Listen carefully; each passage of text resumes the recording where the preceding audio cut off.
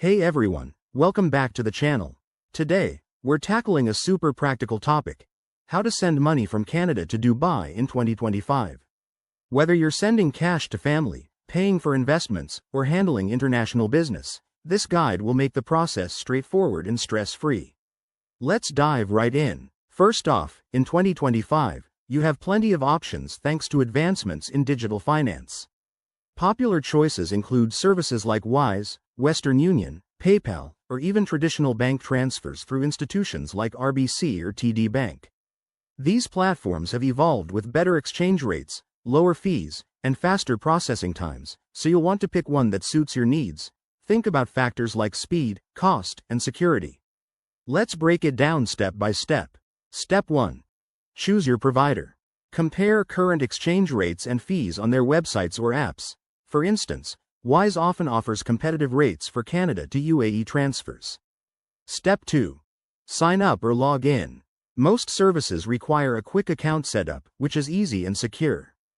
Don't forget, in 2025, enhanced biometric verification might be standard to protect against fraud. Step 3. Verify your identity.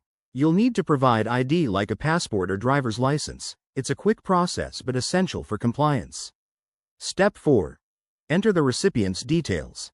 Make sure you have their full name, address, and bank account info in Dubai accurate to avoid delays. Finally, Step 5. Review and confirm. Double-check the amount in Canadian dollars, the converted UAE dirhams, any fees, and hit send.